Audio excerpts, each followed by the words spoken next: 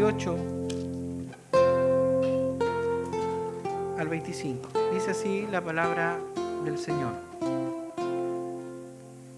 El nacimiento de Jesucristo fue así. Estando desposada María, su madre, con José, antes de que se juntasen, se halló que había concebido del Espíritu Santo.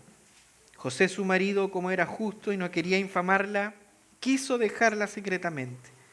Y pensando él en esto, he aquí un ángel del Señor se le apareció en sueños y le dijo: José, hijo de David, no temas de recibir a María, tu mujer, porque lo que en ella es engendrado del Espíritu Santo es. Y dará a luz un hijo y llamará su nombre Jesús, porque él salvará a su pueblo de sus pecados. Y todo esto aconteció para que se cumpliese lo dicho por el Señor por medio del profeta, cuando dijo: He aquí una virgen concebirá y dará a luz un hijo y llamará su nombre Emmanuel, que traducido es Dios con nosotros. Y despertando José del sueño, hizo como el ángel del Señor le había mandado y recibió a su mujer. Pero no la conoció hasta que dio a luz a su hijo primogénito y le puso por nombre Jesús. Tomen asiento, amados hermanos.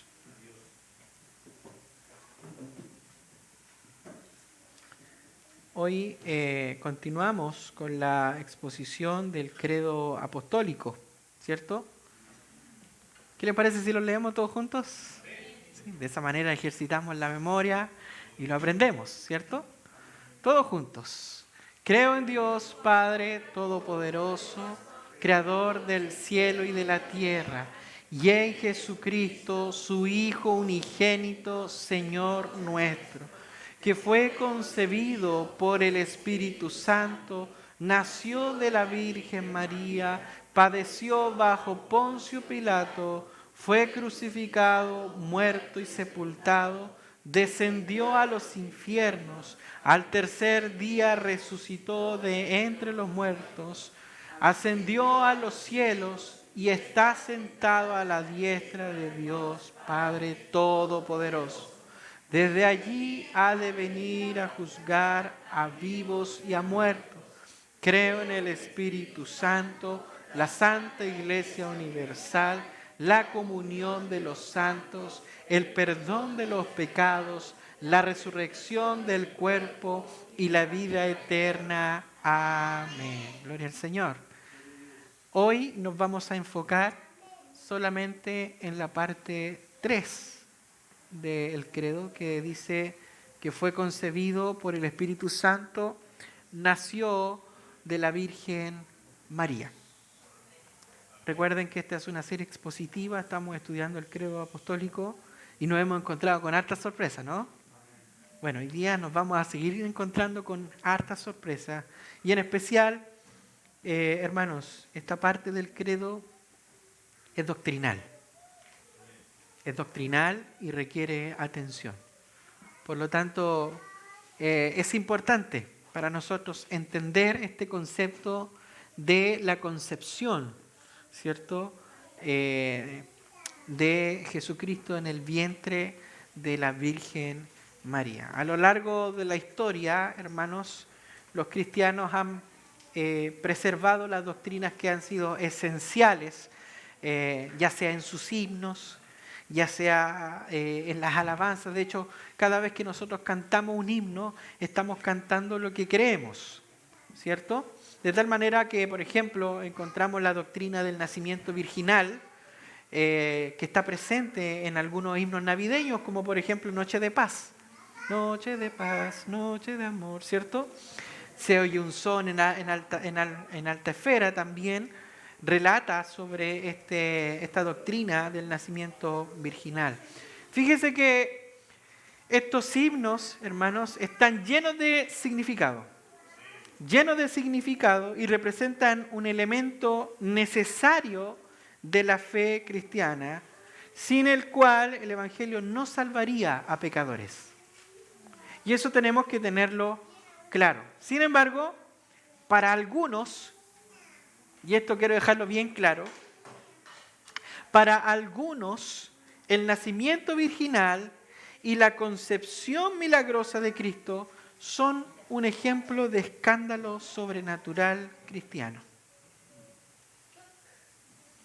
Cuando, por ejemplo, hoy día nosotros escuchamos y repetimos las palabras fue concebido por el Espíritu Santo, nació de la Virgen María, se nos hace a nosotros muy fácil entender estas palabras en el término biológico moderno, ¿cierto? Hoy día nosotros sabemos que la concepción es el producto de la unión de dos células, una procedente, ¿cierto?, del padre y otra procedente de la madre. Y en esa unión se combinan los genes progenitores.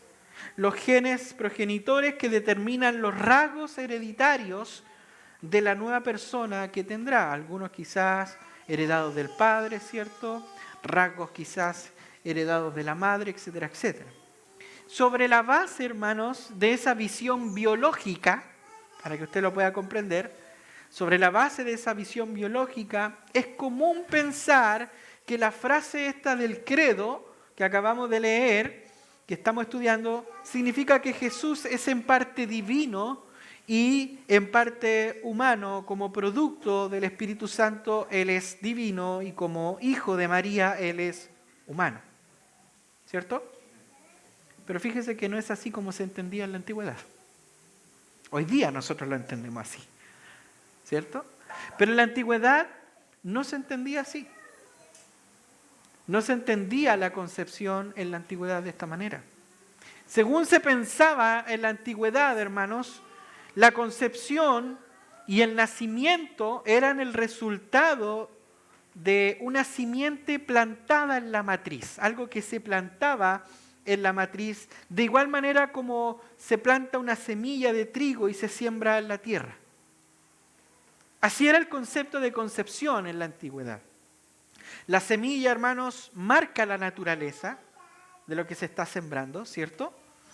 Y la matriz o la tierra proveen el sustento, proveen el alimento necesario para que esa semilla se desarrolle. Así lo entendían nuestros hermanos de la iglesia primitiva. De tal manera, hermanos, que el hecho de que la nueva persona tiene algunos rasgos semejantes a la madre se explicaba sencillamente señalando que el carácter de la tierra deja huella sobre lo que se cosecha. ¿Cierto? La matriz o la tierra era como un molde. Era como un molde en el que la nueva criatura se formaba y por ello el sello de la madre se veía en el hijo o en la hija. De tal manera que la madre no contribuía, en ese tiempo ellos lo entendían de esta manera, la madre no contribuía un óvulo, como hoy nosotros lo conocemos, ¿cierto?, sino solamente contribuía el ambiente y el alimento necesario para que la simiente sembrada por el padre pudiera desarrollarse. De esa manera ellos entendían el concepto de concepción. Hoy en día nosotros sabemos que el hombre aporta el esperma, ¿cierto? Y la mujer aporta el óvulo. Bueno, ellos en ese tiempo no tenían este conocimiento y de esa manera ellos interpretaban el concepto de la concepción. Por lo tanto, si leemos estas palabras del credo, que fue concebido por el Espíritu Santo, nació de la Virgen María, si nosotros leemos estas palabras del credo de la época, nosotros la vamos a entender de un modo muy distinto hoy en día. El propósito de estas palabras, y quiero dejarlo allí, hermano, para que usted lo pueda comprender, el propósito de estas palabras del credo no es explicar el origen biológico de Jesús. Si usted lo pensaba de esa manera, no es así. El credo con esta frase no está tratando de explicar el origen biológico de Jesús, sino que hace dos afirmaciones fundamentales acerca de Jesús. Primero, que su nacimiento fue extraordinario, fue engendrado por el Espíritu Santo. Y segundo, que ese nacimiento fue real. Eso es lo que remarca el credo de los apóstoles. ¿Por qué remarca el credo de los apóstoles estos dos conceptos? Del nacimiento extraordinario y el concepto de la revelación, de que fue real lo que se hizo. Bueno, a través de todo el Antiguo Testamento encontramos un hilito narrativo que nos pueda ayudar a entender, hermanos, la importancia de lo que el credo dice acerca del nacimiento de Jesús. Y esto es importante poder tenerlo claro porque este hilo narrativo es el tema de las mujeres estériles. Nosotros conocemos en toda la historia del Antiguo Testamento de mujeres que fueron estériles. Y que los primeros cristianos, al interpretar las escrituras hebreas y su relación con el Evangelio, la entendían de esa manera, como mujeres estériles. Si nos damos cuenta, todo el Antiguo Testamento, completo el Antiguo Testamento, vemos una y otra vez que cuando faltaba un hijo que continuara con la línea de los antiguos patriarcas, ¿no es cierto?, la herencia en sí, ese hijo era resultado de una intervención de Dios. Y ejemplo de esto, por ejemplo, era la historia de Sara. Para continuar, ¿no es cierto?, esa herencia que Dios dio en Génesis capítulo 3, versículo 15, de la simiente, ¿cierto? Primero con Adán y Eva por medio de sus hijos, ¿cierto? A la cual sabemos que uno fue asesinado por su propio hermano. ¿Quién continuó? Set, ¿cierto? Set. Continuó con ese hilo conductor. De tal manera que llegamos a Sara para preservar esa promesa dada en Génesis 3:15 con el nacimiento de Isaac. La historia de Rebeca es similar. Madre del nuevo heredero, pero ella era estéril. Pero Dios le bendijo con 2 hijos, Jacob y Esaú. Lo mismo sucede con Raquel, a quien Dios le bendice con su hijo José, quien salvó a su familia de la gran hambruna de aquel tiempo. El tema, hermanos, de la esterilidad, el tema de la estéril que concibe, tiene una importancia teológica tremenda. Estas mujeres conciben como señal de que quien nace no es solamente el resultado de fuerzas, o no es el resultado de fuerzas naturales, sino también que ha sido concebido. Ha nacido por razón de una creación, de una acción específica de Dios con el propósito de llevar a la historia los propósitos del Señor en el camino que Dios desea. Si nosotros vemos en el Evangelio, en el Nuevo Testamento, Lucas deja bien claro que de la misma manera que Jesús es la culminación de la esperanza de Israel, María es la culminación de la larga serie de mujeres que concibieron por acción divina. Para los primeros cristianos, en la iglesia del siglo I, siglo II, siglo III, hermanos, el nacimiento virginal de Jesús era una culminación del antiguo tema de la estéril que concibe. De tal manera que su propósito no era explicar en el credo, hermanos, los orígenes biológicos de Jesús, sino más bien dejar en claro que de igual modo que en tiempos antiguos Dios levantó a líderes para Israel, dándole hijos a mujeres estériles, ahora la mujer estéril por excelencia es una virgen, que concibe gracias a una intervención divina por el Espíritu Santo. Y esto nos lleva a entender, hermanos, un punto importante dentro del credo, y es lo que el credo quiere resaltar. Por un lado, que este nacimiento es extraordinario, pero algo que más quiere resaltar el credo en esta parte es que es un verdadero nacimiento. ¿Por qué resalta esto el credo? Bueno, el credo, el énfasis no solo cae sobre el carácter único del nacimiento de Jesús, sino sobre todo en el hecho de que Él nació. ¿Ya? El credo, hermano, habla de la realidad del nacimiento y habla también de la humanidad de Jesús. ¿Por qué habla del nacimiento y de la humanidad de Jesús? Por extraño que nos parezca hoy día, hermanos, durante los primeros siglos de la vida de la iglesia, el reto que tuvo la iglesia primitiva en cuestiones de doctrina era este. Habían algunos que pensaban que Jesús era meramente humano, sino que había también, hermanos, personas que decían que Jesús era un ser especial, que su humanidad era solamente una apariencia. Es decir, que parecía ser humano, pero en realidad era un ser celestial que aparentaba ser humano. ¿Se acuerdan cómo se llaman esas doctrinas heréticas? Usted lo estudió, hermana Consuelo. Los docetistas, ¿no es cierto? Y es interesante, hermanos, porque aunque hubo muchos que enseñaron tales doctrinas, el más notable era Marción, de donde proviene la herejía marcionista, ¿cierto? ¿Qué decía Marción? ¿Qué promulgaba su doctrina? Marción decía que Jesús, por ser divino, no pudo haber nacido, sino que sencillamente apareció como un hombre adulto. Y fíjese que el credo afirma lo contrario. El credo afirma que nació,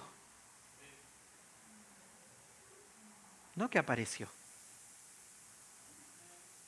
Ese es el fin del por qué el credo anuncia que fue concebido por el Espíritu Santo y nació de un ser, es decir, la Virgen María. Y esto es importante, hermanos, porque Jesús no fue un ángel, Jesús no fue un extraterrestre, fue un ser humano que nació en cierto lugar y tiempo, nació como cualquier niño, como dice Juan 1:14, y aquel verbo fue hecho carne y habitó entre nosotros, ¿cierto? Y vimos la gloria como la del unigénito del Padre.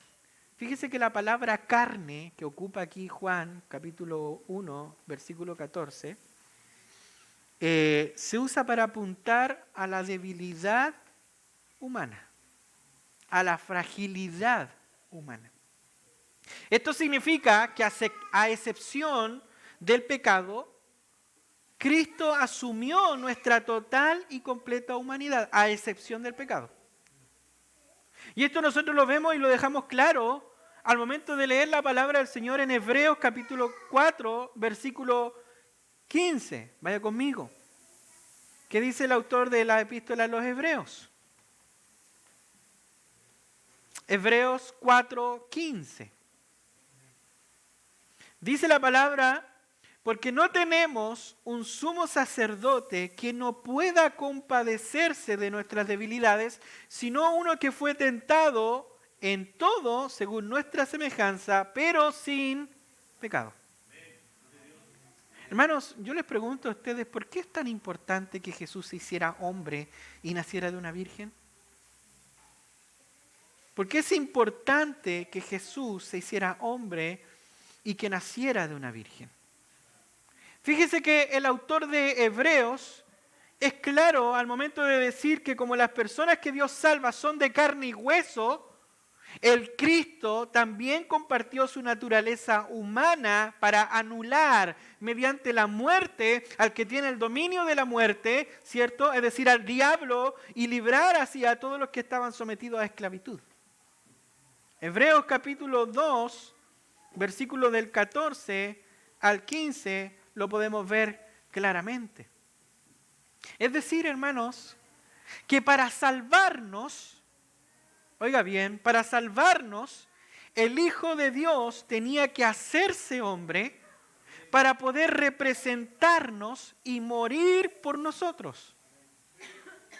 Dado que Jesús venía en auxilio de seres humanos, es por eso que el autor de Hebreo en el capítulo 2, versículo 17 dice, por lo cual debía ser en todos semejantes a sus hermanos, para venir a ser misericordioso y fiel sumo sacerdote en lo que Dios se refiere, para expiar los pecados del pueblo.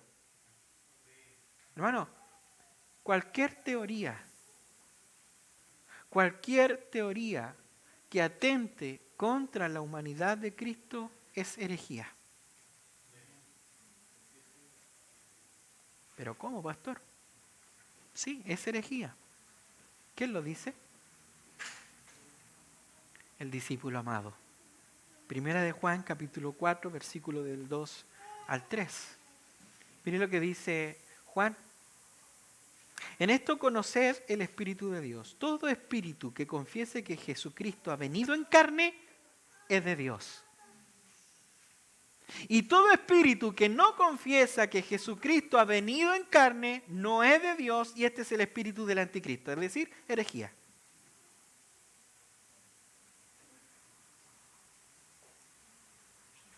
Primera de Juan, capítulo 4, versículo del 2 al 3.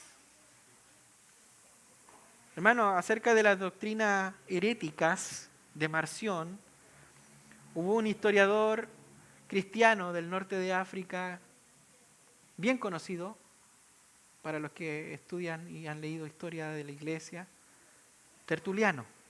¿Han escuchado hablar de Tertuliano? Tertuliano, un cristiano del norte de África, en relación a las promulgaciones heréticas que predicaba y enseñaba Marción, él dijo lo siguiente. Tertuliano dijo: Marción, a fin de negar la carne de Cristo, negó también su divinidad. O quizás, dice, negó su divinidad para así poder negar su nacimiento.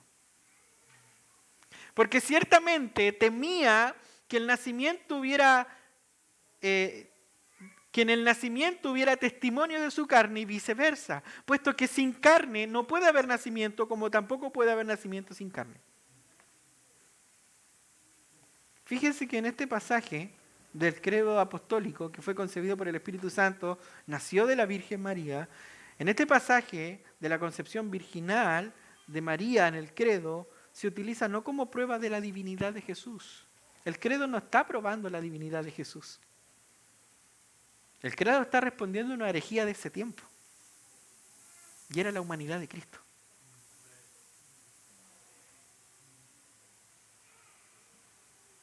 No prueba la divinidad de Jesús como podríamos pensar, sino como prueba de que de verdad nació.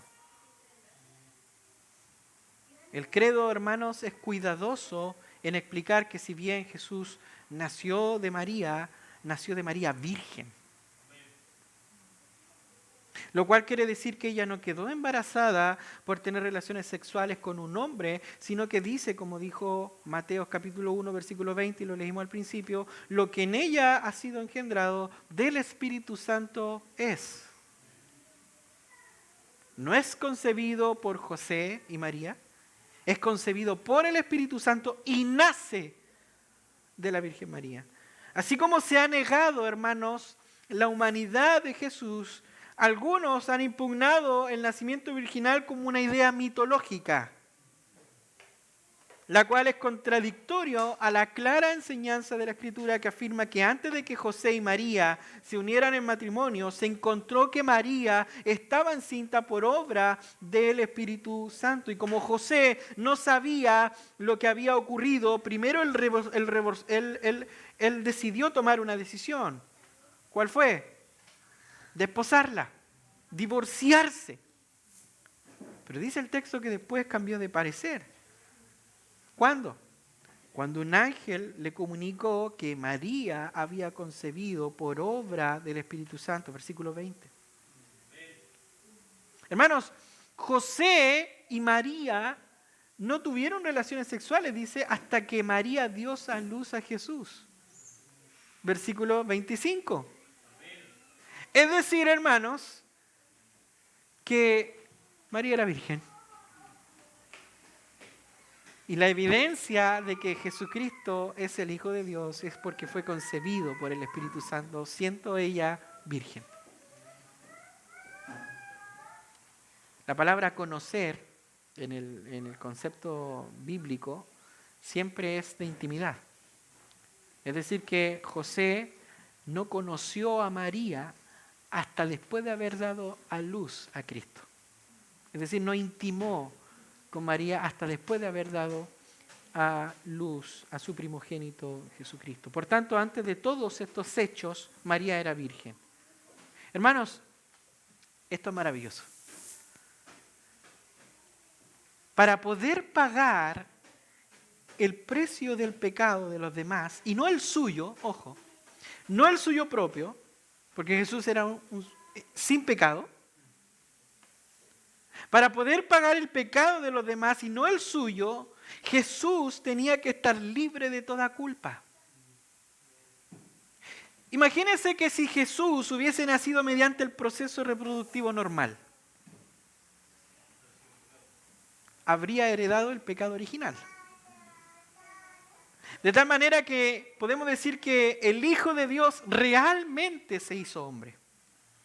Y esto resalta, hermanos, su plena humanidad y resalta su plena divinidad de Jesús, quien es santo desde el vientre de su madre por la afiliación con el Padre y por la obra del Espíritu Santo en la concepción. Hermano, no nos quedemos tan solamente con este hecho. ¿Qué es lo que pensaban los padres de la iglesia con respecto a esta doctrina? El credo de los apóstoles, hermanos, recuerda a los cristianos modernos que nuestras raíces o nuestra fe tiene raíces muy profundas en la historia de la iglesia.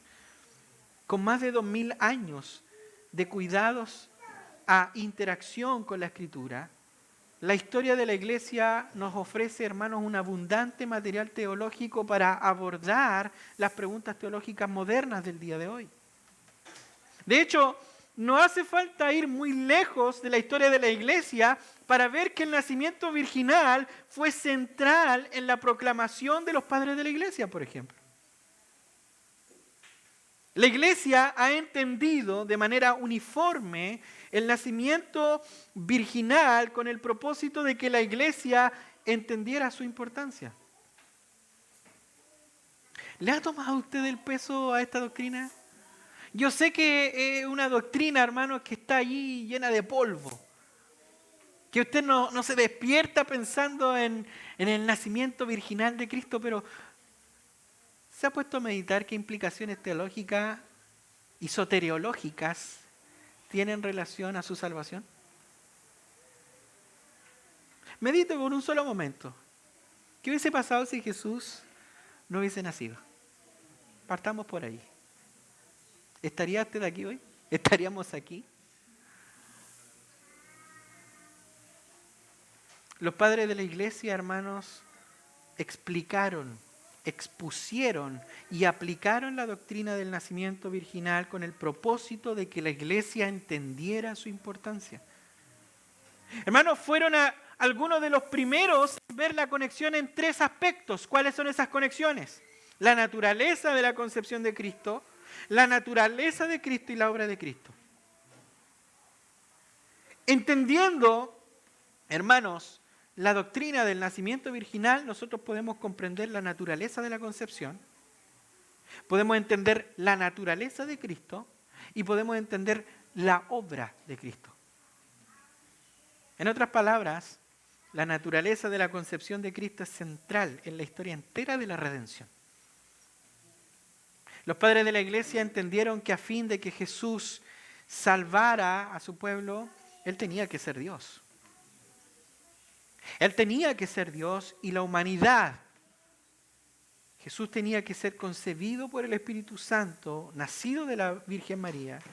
Por lo tanto, la iglesia primitiva, la iglesia de los padres apostólicos, entendió que Jesús es y siempre ha sido el sustituto perfecto y la ofrenda eficaz por el pecado, solo si es a la vez completamente Dios y completamente hombre. Y esto es importante para nosotros porque sin una comprensión, hermanos, vuelvo a repetir, sin una comprensión adecuada de esta relación, sería imposible comprender la importancia de Cristo en la cruz. Sin el nacimiento virginal, nosotros no podríamos comprender la obra de la cruz.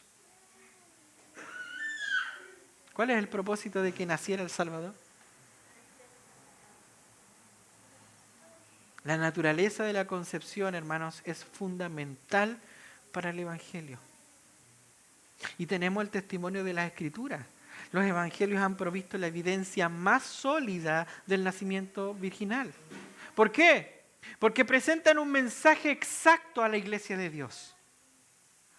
Tanto Mateo como Lucas sostienen la concepción virginal de Jesús. Mateo capítulo 1, versículo 18 dice, el nacimiento de Jesús fue así, : ¿Cómo? Estando desposada María, su madre, con José, antes que se juntasen, se halló que había concebido del Espíritu Santo. Y fíjese que según el autor del Evangelio, Mateo, según el autor, María cumplió la profecía de Isaías capítulo 7, versículo 14, e Isaías capítulo 9, versículo del 6 al 7.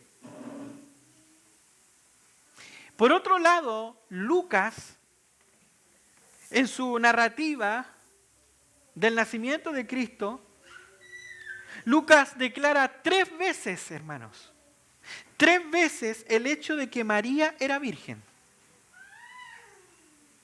3 veces. Los evangelios presentan tanto la virginidad de María como la concepción milagrosa del Espíritu Santo. Y estos relatos, hermanos, de los evangelios acerca del nacimiento virginal satisfacen el anhelo del Antiguo Testamento de un Salvador. ¿Por qué razón? Porque Dios hizo una promesa en Génesis 3:15. ¿Cuál era la promesa? Destruir al que trajo corrupción en el nacimiento de Cristo. Dios, hermanos, cumplió esta promesa de redimir a su pueblo, de destruir el pecado y de introducir una nueva creación. Jesús fue la simiente de la mujer que vendría, ¿cierto?, a pisar la cabeza de la serpiente y anularía la maldición en la cual todos nos encontrábamos. Eva pensó que el nacimiento de Caín pondría fin a la maldición. Porque fue el primer hijo que tuvo Eva, Caín. El problema es que ningún hijo concebido en su naturaleza corrompida podía anular la maldición.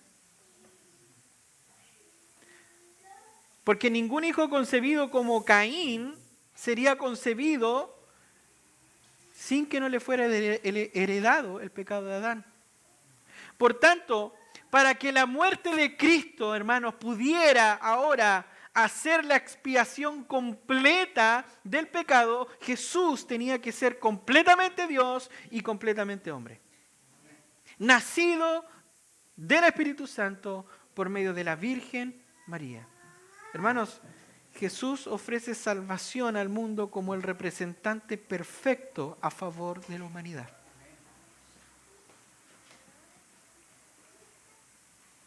Pastor, muy bonita exposición histórica.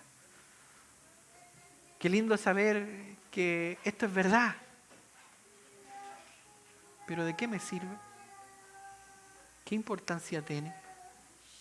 ¿Por qué importa el nacimiento virginal? ¿Por qué defendemos tanto, a diferencia de los teólogos liberales, el nacimiento virginal? ¿Por qué defender una doctrina que ni siquiera se enseña domingo tras domingo en una iglesia? ¿Por qué defender algo que no es común en el día a día y en el lenguaje actual de cada creyente? Hermano, la concepción virginal de Cristo tiene una importancia doctrinal grande para la iglesia, para ti y para mí. Hay 3 implicaciones del nacimiento virginal que son importantes para nosotros. Primero, el nacimiento virginal afirma la verdadera identidad de Cristo como verdaderamente Dios y verdaderamente hombre. Es decir, Jesús no fue concebido por voluntad de hombre, sino que fue concebido por el Espíritu Santo. Por tanto, el nacimiento virginal hace posible la unidad de lo divino con lo humano. Y eso es evidente. ¿Quién es el único mediador entre Dios y los hombres? Segundo, el nacimiento virginal apunta el milagro por medio del cual este niño es concebido sin pecado.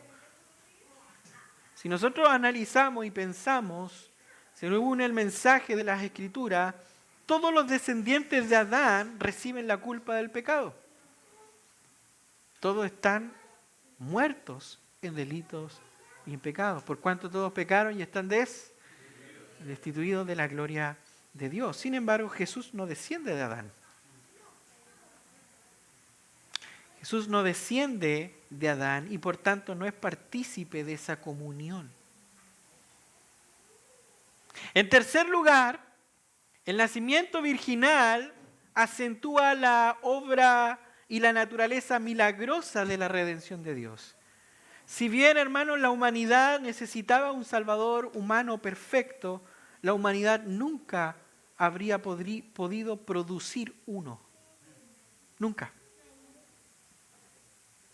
El nacimiento de Cristo pone de relieve, hermanos, la necesidad de la intervención sobrenatural de Dios. Estábamos sin esperanza.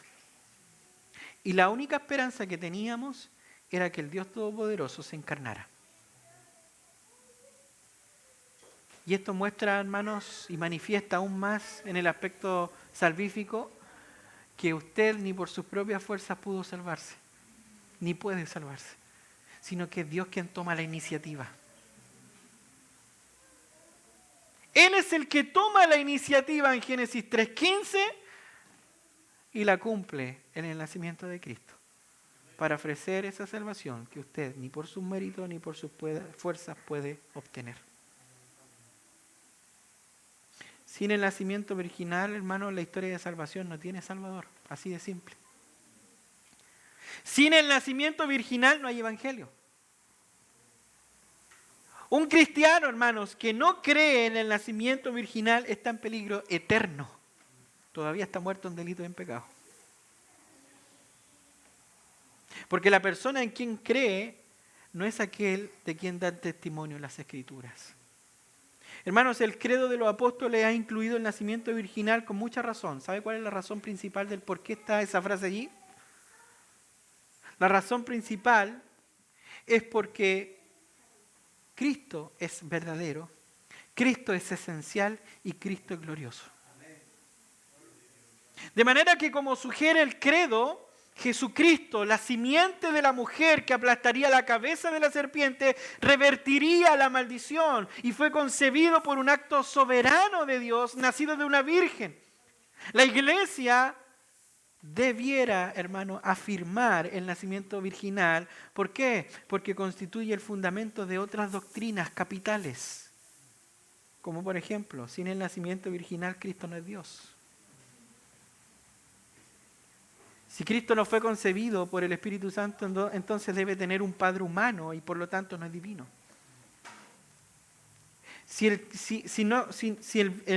el nacimiento virginal, hermanos, todo lo que nosotros conocemos es una mentira.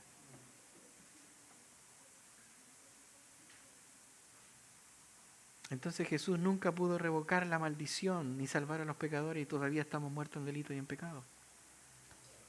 Si los cristianos niegan el nacimiento virginal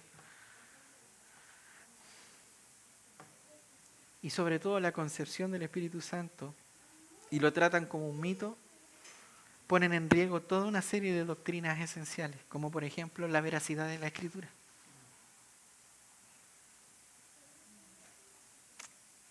La humanidad de Cristo, la ausencia de pecado en Cristo. Todas esas doctrinas que son esenciales, si Cristo no nació y la concepción del Espíritu Santo es un mito, entonces todo eso está en juego. Las Escrituras son falsas, no son verídicas. La humanidad de Cristo es falso. La ausencia de pecado en Cristo es falsa. La naturaleza de la gracia no existiría. Para los creyentes, hermanos, el nacimiento virginal tiene mucha más sustancia. Y debiera tener sustancia. ¿Sabe por qué? Porque aquel que fue concebido por el Espíritu Santo en el vientre de la Virgen María, también fue concebido por el Espíritu Santo en sus corazones.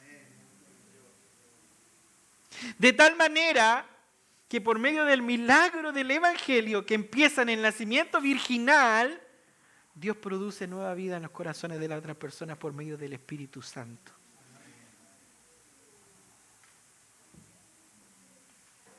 En conclusión, hermanos, nosotros afirmamos que Jesús no es un simple hombre. Jesús no fue un profeta adoptado por Dios, como piensan por ahí, TDJ, mormones y entre otros. Jesús no fue un profeta adoptado por Dios por causa de su alto nivel espiritual. Tampoco es un fantasma que después de resucitar atraviesa paredes y que no tiene un cuerpo de resurrección completo, como lo dice la Escritura y como lo niega la teología liberal. Jesús no es un semidios, tampoco es medio hombre y medio Dios. Por el contrario, Jesús es 100% hombre y 100% Dios. Jesús es nuestro Señor, Jesús es nuestro Salvador. Y sin Él y sin su nacimiento, no habría esperanza de vida eterna para nosotros. Es por eso que la esencia del Evangelio en nuestros labios debe ser Cristo. Cristo, Cristo. Porque sin Cristo no hay salvación. Sin Cristo no hay esperanza para este mundo caído. Sin Cristo no tenemos esperanza futura. ¿Qué va a pasar, hermano? ¿Dónde vas a pasar tu eternidad? ¿A dónde vas? Cristo nos da la esperanza de vida eterna por su muerte y resurrección, por su nacimiento. Él vino a eliminar la esclavitud del pecado, para hacernos libres y en su libertad ahora gozar de Él para siempre. Por lo tanto, hermanos, la doctrina del nacimiento virginal de Cristo debe ser importante para nosotros.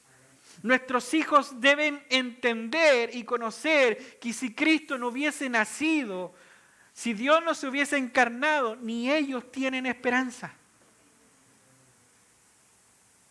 Es en Cristo en que nuestra fe descansa. Es en Cristo en que nosotros alcanzamos salvación y fuera de Cristo no hay salvación alguna. Por lo tanto, negar que el nacimiento virginal fue un hecho real y la concepción es algo mitológico es vivir con una apariencia de cristiano, ¿cierto? Es vivir con una mentira. Es tener una vida falsa. ¿Por qué suscribirse a una religión si esa religión no es verídica? Si esa religión no tiene esperanza. ¿Cuál es el fin de llamarse cristiano y predicar de Cristo y negar que nació?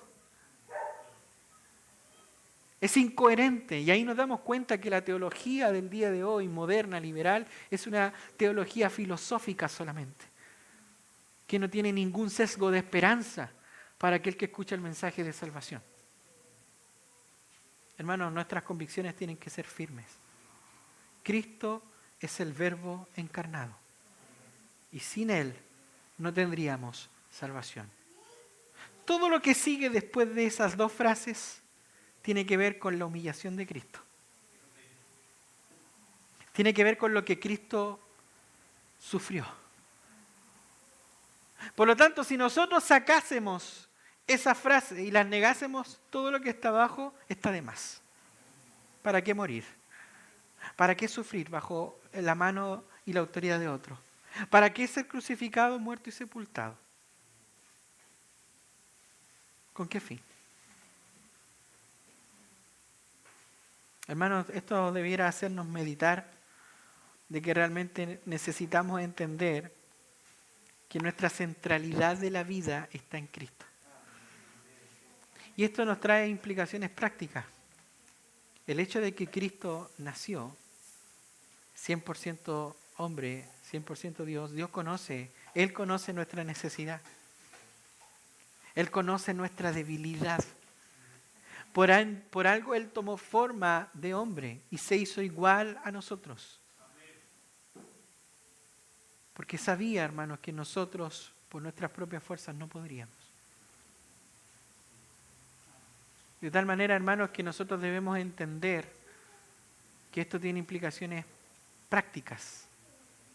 ¿Cómo vivimos a la luz de que este Cristo que nació, murió y resucitó, nos entregó la esperanza de vida que nosotros no merecíamos? Si Cristo no nació, no murió, ni resucitó, vana es nuestra predicación. y somos los más dignos de conmiseración.